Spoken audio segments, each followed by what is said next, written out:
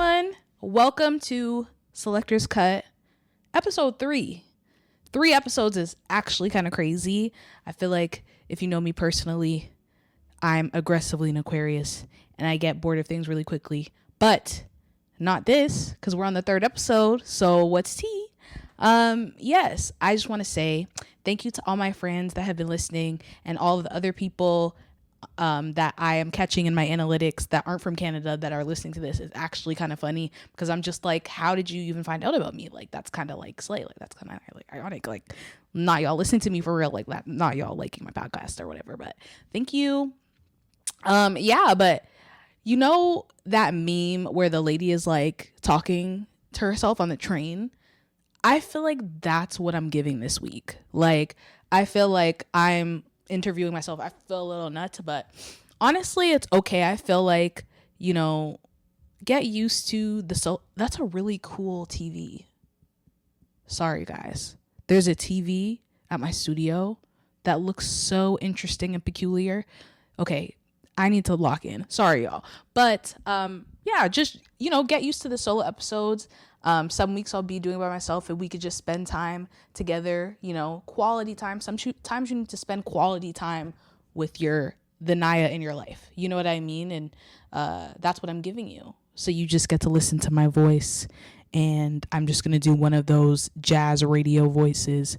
And you're probably wondering why I'm choosing to do one of those jazz radio voices, because the theme this episode is alternative jazz, actually.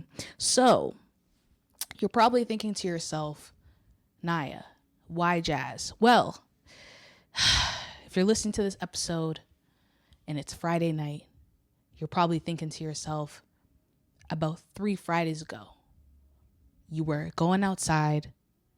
You were probably wearing either booty shorts or mini skirt because it was hot outside. That time is over. We got the boots on. We got the long skirt on. We got the little jacket on, put a little frock on. Those times are over. The summer is officially over. I'm so sorry. I know that, I have some friends that are a bit in denial and they don't want to admit that the summer is over, but the summer is for sure over. But I think the best thing to do is just really admit that it's over and just really embrace it. I think you have to embrace the fact that the summer is over and really, pour into fall. It's time to give a little pumpkin spice. Like, let's really just embrace the pumpkin spice, whether that's a candle, whether that's a latte, whether that's your new fragrance. Please don't make it be, because you have no business smelling like pumpkin spice, but I will allow a candle or a scent plug-in. That's about it. But other than that, that's what we're going to do. And that's what we're going to give. So that's what we wanted to give this episode. And the reason I paired the two is because I just feel like fall and jazz are just the perfect combination. There's something so warm about it. It's like a little warm soup, like a pumpkin, what is that? It's like a pumpkin, or what is that called? Oh no, butternut squash soup. Yes, that's what it feels like, a little butternut squash soup or a little tomato soup with a little bit of bread. That's kind of like the warmth that we're giving for the fall. And, I think it was just a week or something ago, I went to the Listening Room. For those of you that aren't familiar with the Listening Room is a jazz collective and project powered by Davie Studios. And they host jazz nights around the city. I think they're most known for the Listening Room, but they have other projects as well. But basically the show, they pick one neo-soul artist and then essentially they have a bunch of like a band basically improvise the songs in their own interpretation of it. So yeah, that really helped me kick off the fall mentally because it was cold that day and it was lovely. That specific show was for Salt, so it was just amazing.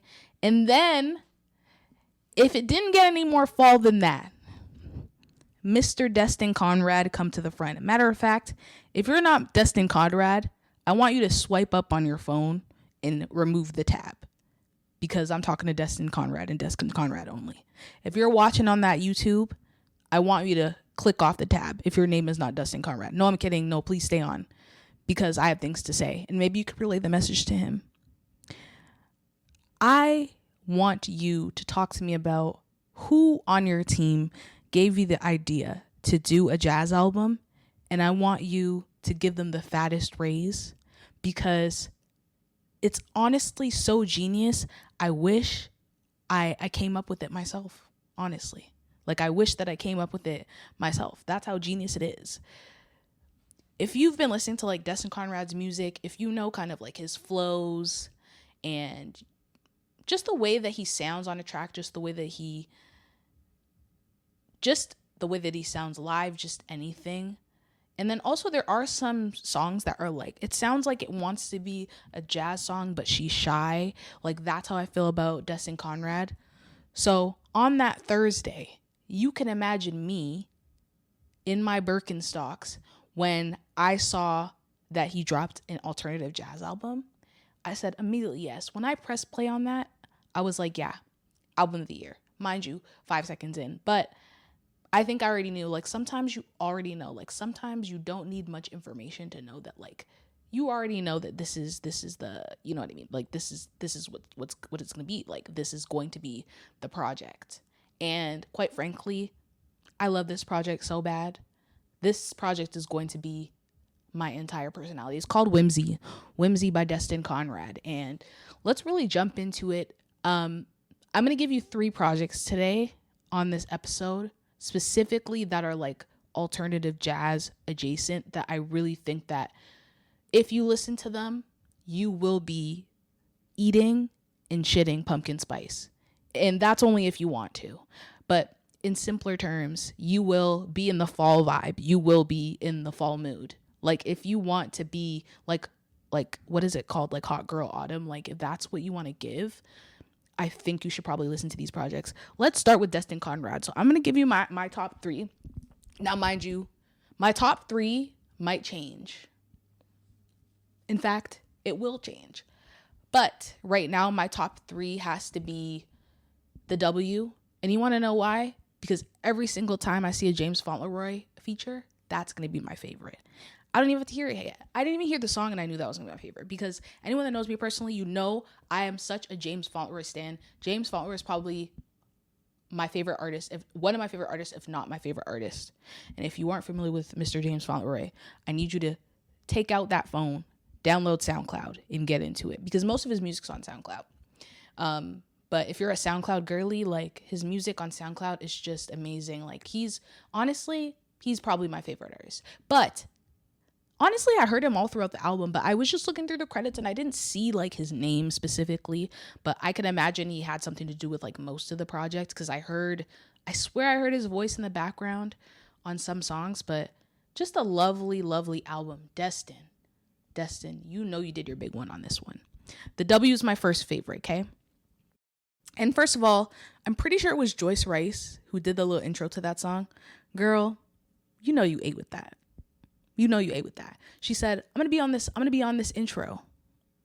And that's it. I'm going to give you intro, and that's all I'm going to give you, and it's going to slay. I believe there was someone else on that song, and I'm blanking on who it is, so my apologies, but please look up the song. It's called The W, Destin Conrad, James Fauntleroy. The next song that I am obsessed with is Love. I feel like this song I would, quite frankly, pay top dollar to see live. It's just so warm. That's the only way I can describe it. Like, it's just such a great song. His vocals on the song, the way that he's writing the song, just a perfect jazz song. Whoever was in the back, first of all, whoever's in the back slapping that bass. And when I say that, if you don't know that reference, you might be a bit too young. But whoever was in the back in that band slapping that bass, I know that's fucking right, because you know how to play that goddamn instrument. Shout out to whoever the band was that supported this jazz album, because you guys know what the hell you are doing. Shout out to y'all. Love, I love that song. I think, is it a coincidence that's called Love and I Love It? Exactly. So my third favorite song on the album would have to be Bed-Stuy. Now, it was A Lonely Detective. That was the one that stood out to me the first listen. But right now, today, it's Bed-Stuy. Does that mean tomorrow it's not going to be A Lonely Detective? No. I feel like A Lonely Detective will be a popular one, to be honest, from the album, like once everyone kind of, it does its rounds and people listening to it. But me personally, Bed-Stuy is it today. Let's see what it is next week. It might change, honestly. We might double back on the next episode and what I'm feeling, but my apologies to anyone that follows me on social media, because I've posted about it a couple times, and I don't plan on stopping. So yes, this album, Whimsy by Destin Conrad, you single-handedly, in accordance to Listening Room, really, really, really kicked off my fall strong, especially dropping it before Labor Day weekend. Like, you knew what you were doing, Destin. And also the team, y'all deserve your 10s as well, because I know I love a team that knows how to play on seasonality. And that's exactly what happened with this project. So, period.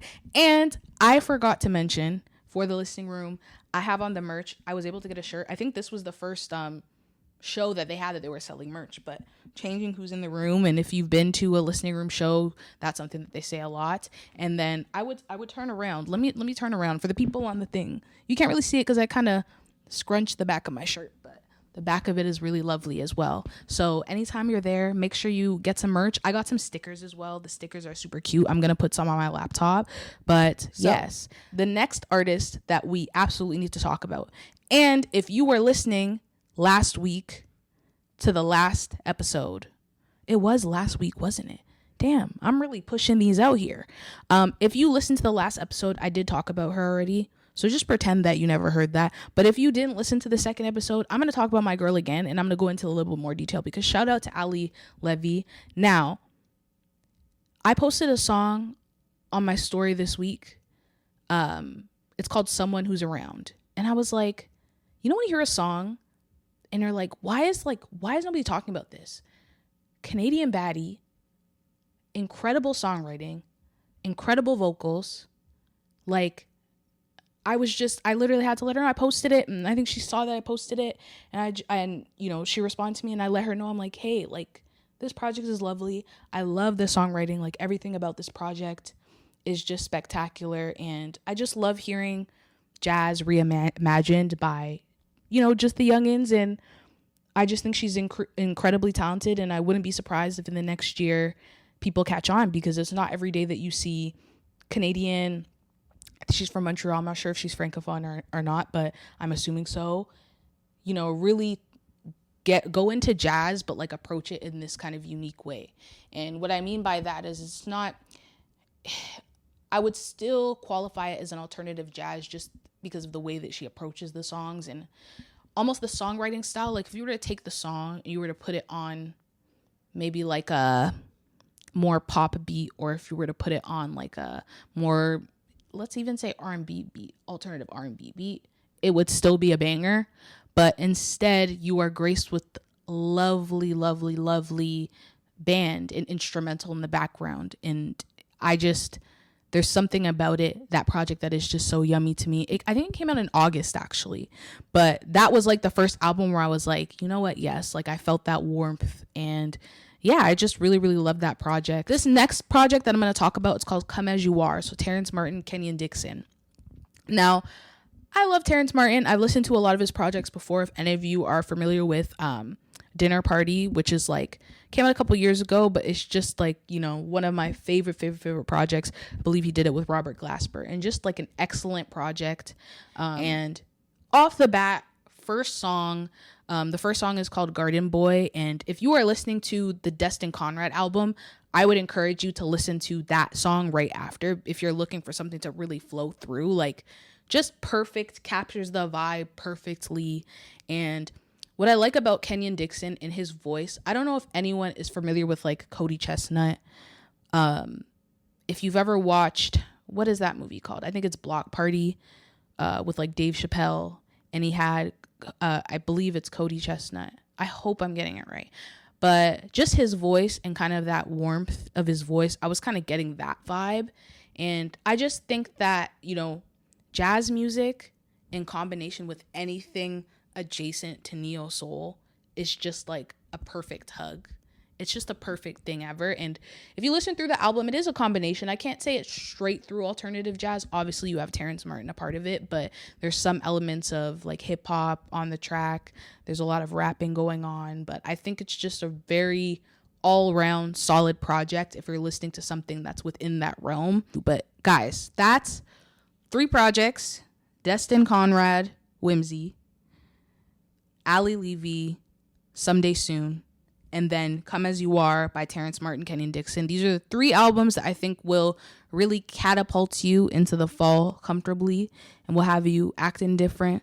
And I think you're going to turn orange, quite frankly. But yeah, I think these are the albums that I've quite frankly been listening to, and it just got me really excited about the fall, honestly.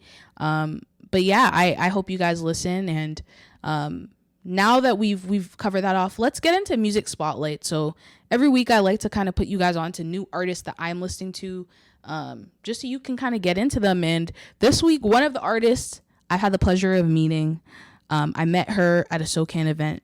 She's lovely. Her name is Latte Ray, and she dropped a song called Slow It Down, and she has some featured artists on it as well. I'll make sure to include this song in the playlist so you can check it out. But she also has a song called Raise that's lovely. Matter of fact, just check out my girl. Check out all of her music because she's just incredibly talented. The next artist that I would say would be Jane Hancock. So if you're familiar with her, I believe she's signed to Death Row Records, and I got to know her through a project that I think was dropped by Snoop Dogg. He dropped like a compilation project a couple years ago.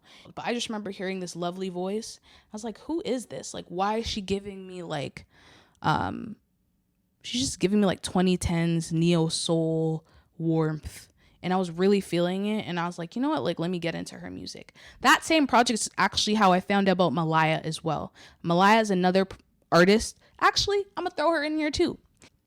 So she just dropped an album, but she has a song called Stingy that I absolutely love. Like, just the overall 10 out of 10 neo soul execution.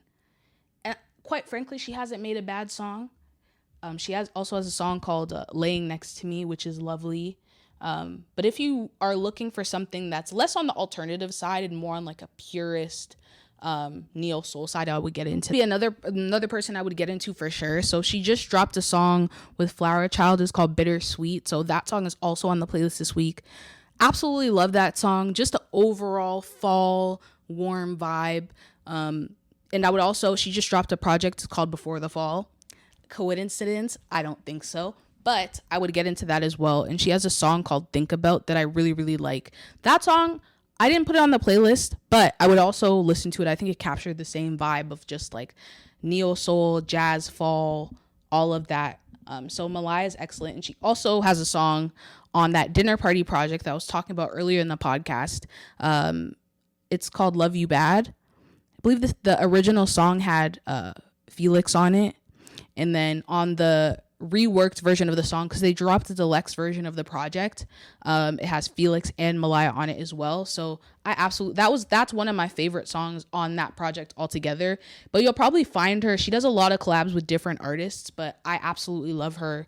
She's fantastic, and I just can't wait for her to blow up as well. So those are kind of my main artists that I would tell you to listen to. And then also, I mentioned Peyton in the last episode, but she did come out with 2 more songs. I think one of them's called Answers and one of them's called Red Flags. I've been listening to that a lot as well. I put one of those songs in the playlist this week. And then she also is dropping an album soon. So expect September and October is going to be super, super heavy for album drops, just based on what I've been tracking. Heavy for album drops, but also just heavy for concerts in general. I like to think that, there's certain aspects of the year that I know that we're just going to get good music, and fall is one of them. And I genuinely feel like it's just like a golden time period for certain genres to drop music. Like, yes, people talk about, having a song of the summer or summer wave, but like really having a strong project that takes you into the fall, and that seasonality, I feel like you don't forget about. I think a good example of that is like Jordan Ward's project. I think it's called Forward. Yeah. About last year, and I just remember like listening to that all throughout just the fall. And that's like an album that, because of the seasonality, like I can't listen to it and not think about the fall. I can't enter the fall and not think about it. So I think that, Destin Conrad dropping his album during this time, an alternative jazz album this time, like I can't stress this enough. It's great for artists to drop music, and whenever they want. But that seasonality piece is just so key, and really stays with people, especially if you're like, not even just like especially not even if you're just like a music head, but just a genuine overall listener. Like, be the soundtrack to what's going on in people's lives right now. And that will really get people, thinking about you. And if I were to kind of have an excuse of like, not an excuse, but like an example of a situation where an artist was kind of giving us something that we weren't asking for.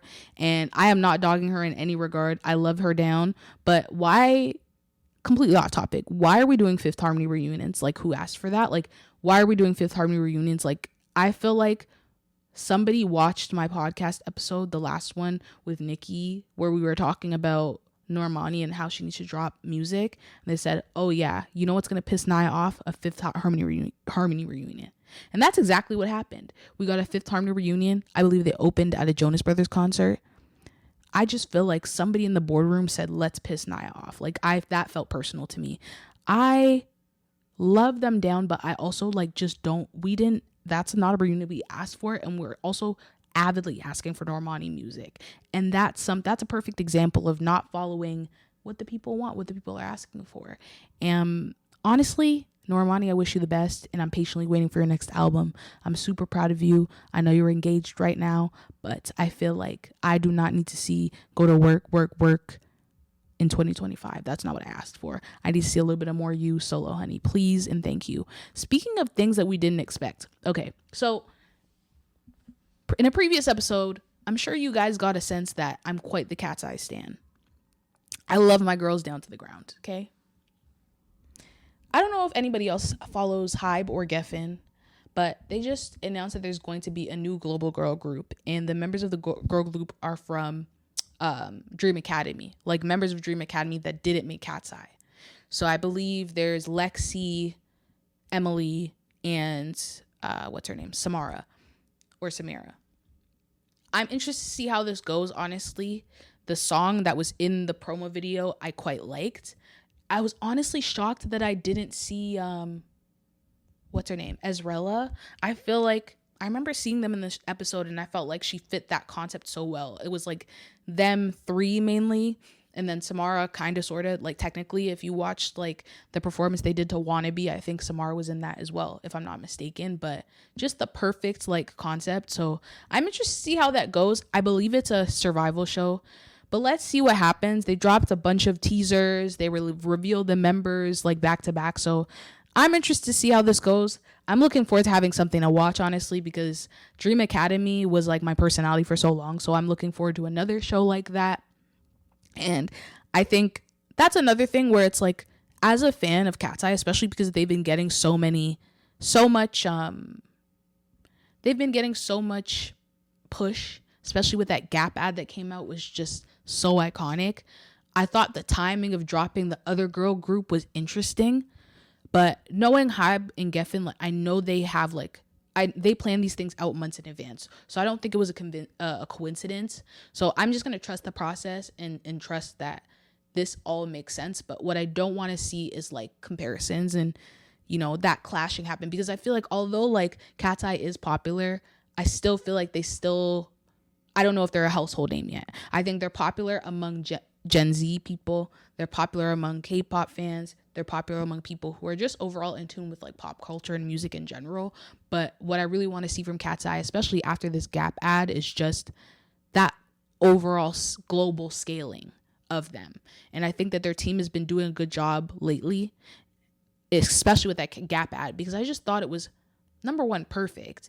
But then also, if you go to the store in the Gap, you see these big, designs of them. I saw people taking pictures. I took pictures. Every time I go to the Gap, I take a picture. I see my girl Yoonchae slaying down. Like, I see my girl Megan, my girl Mana, my girl Lara, my girl Sophia. I'm forgetting somebody. I always forget a member, but it doesn't mean that I hate them. I'm forgetting a member. I know I'm forgetting a member. I'll remember them at some point, but I'm forgetting a member. But I just feel like that was just such a great move. And also the ad was excellent, but I just need the momentum to keep going. And I don't know if this is the time to take the foot off the gas and then prioritize another global girl group. However, will I be standing? Yes. That was if you're like a Cat's Eye fan, that was some niche humor. That was very Lara coded. But yeah, I'm excited for it. Overall, I think that the fall is going to be a very interesting time for music in general. And I just feel like an overall shift. I don't know if it's just the seasons changing, but I just feel like an overall shift in music. And I think that change is necessary. I think the bar is high right now for artists, star quality, what they're bringing, being the total package, but also just the music being like groundbreaking and something different that we haven't had before. And that's why I love, Destin Conrad. Obviously we know him more as like an alternative R&B guy, kind of going into that alternative jazz, trying something new, like making sure that your fans don't get bored of you. And I think that can happen with anyone, honestly. So I think that's key. So I'd like to see more of that. And I'd like to challenge other artists to also get into the jazz bag. Like, let's start a trend. If there was ever a trend I want to start, it would be bring jazz to mainstream, please and thank you. Because jazz is lovely. And we need the Gen Zs to get on the bus. Get the Gen Zs on the bus, quite frankly. So yeah, that's pretty much it for people that I'm listening to right now. And I know I went on a bit of a tangent, but I think it's all connected here. But I want to talk about some really, really cool events that have been happening in the city. So just to start off with, some kind of R&B festival just happened. It was in St. Catharines, I guess outside of the city, but that was lovely. I got a chance to volunteer for that, and honestly, just great. First of all, I love the lineup of artists. Every single artist on that lineup was extremely talented. So I was just honestly just not blown away in a surprised way, because obviously I know that we have talented people in Canada, but just very like impressed by the overall curation and selection of the artists that were a part of it. I thought that was super dope. And then I only went for the second day, but I got to see Kiana Latte and Mariah the Scientist, and both were lovely. I don't know much of Kiana Latte's music, to be fair, but definitely enjoyed seeing her performance. I think for me it was really Mariah the Scientist. And as somebody who I feel like I started off as a huge Mariah Scientist fan, like master, like Rai World era, and then kind of fell off, not for any particular reason. It might have been the bird activities, quite frankly. I just couldn't get into it. But honestly, that reminded me why I was a fan in the first place. She was excellent live, and people had said things about her and like her stage presence, how she is live, whatever. All of that, throw it out the window. She was lovely live, excellent voice, excellent songwriter, and that was honestly one of the highlights, to be honest. I got to see DJ Baby Vay live. She was lovely, and yeah, that was a great opportunity. And I think next year I'm definitely gonna go, but I think that if I were to go next year, I would do both days. Like I would volunteer for both days, and I would probably get a hotel there, because I realized that other people were doing that, and I was like, you know what, that'd be a vibe, because it's honestly like when do you ever get to really go to St. Catharines unless you go to school up there? And it was great. So next year I will be there. You will see me there, and I'm probably gonna make a weekend of it. So I think it's great. I'm looking forward to seeing more of them, to be honest. I know that was the inaugural event, but it was just a great experience. I got to go with my friend Nikki, so that was lovely, lovely, lovely. Another event that was really, really cool, I also got to support, was Oasis. They had their merch pop up, so I got a chance to help out with that, and that was really, really cool. Honestly, I think the biggest takeaway from that experience is just seeing that like fandom expands. I don't want to say expands, but fandom culture transcends through generation. I think oftentimes when we think of stans and think of fans, we think that it's exclusive to Gen Z or like younger people. But honestly, the people that I was seeing were all different ages, generations. There are people that said that they were fans for like 30 years of this group, and it was a huge turnout, long lines. And it just really made me realize, like, you know what? Like, I know that, like, 30 years from now, if there was a pop-up for Beyonce or something, and she hadn't performed in 20 years, I know I would stand at that pop-up. I don't care if I'm, like, older or whatever. Like, just seeing that just lets me know, like, music really impacts people. It really doesn't matter who you are, what your background is. Music really stays with people. Even if you're not the most musical person, like, to see the different types of people that showed up and showed out and spent, like just really, really showed up for that group.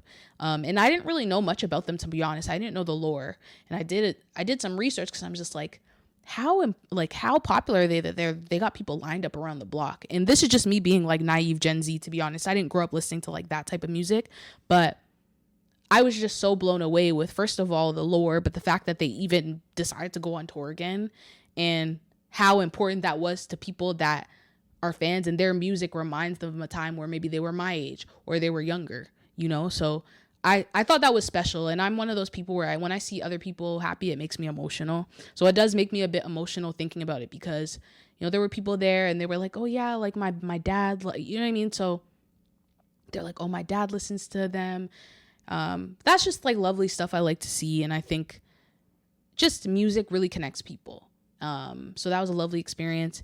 I talked about the listening room. That's another one that was really cool. And then there was a pop-up at UMG.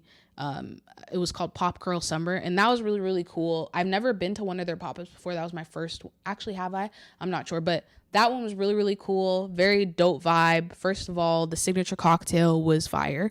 I believe it was Aperol Spritz, and it was lovely. Shout out to Aperol and the Spritz of it all. And then I think the last thing that I can think about that was really, really cool, there was a listening party for the new Dijon album. So Warner put together an event at 915 DuPont. I don't know if anyone's familiar with that cafe. Really, really cool cafe, by the way. I'd recommend going on a Sunday, like Sunday during the day. They're open at night. I think they're a cafe during the day, and then they are a bar, like kind of vibe during the night, and they'll have like events and parties and stuff. But very, very, if you love, first of all, in the fall, it's probably a vibe. But if you love kind of like a artsy vibe, that's definitely kind of like the energy. But they had a listening party. I guess listening party for the album. It dropped at 12, and then they played the album. And honestly, just like, I want to see more of that. I thought it was a really, really cool concept for an event. Just kind of collectively listening to an album with other people and experiencing for the first time, seeing other people's reactions to it. And I think the song that stood out to me, and I know this is like the title track, but Yamaha. And when I first heard it, I was like, this is lovely. But like also like playing in a car, listening to it in the headphones, like I also put this on the playlist as well, but was a great experience. And yeah, I want to see more events like that. I love kind of taking in new music with other people. So that was really, really dope. And then up and coming in terms of concerts, things that I haven't mentioned already, I think Thundercat, just in the scope of, fall jazzy type of albums and stuff like that's gonna be one that's coming up that I'm super excited for. But honestly, normally I begrudgingly go into the fall, but I think this year it feels a bit different. Like this year I'm going into the fall super, super excited, about to get my fall fits together, and I'm about to be listening to my really, really jazzy music. So honestly, guys, hang in there with me. Enter into the fall with me. It's going to be a pumpkin spice alternative jazz fall. So, get into it with me. And thank you for listening to my first solo episode.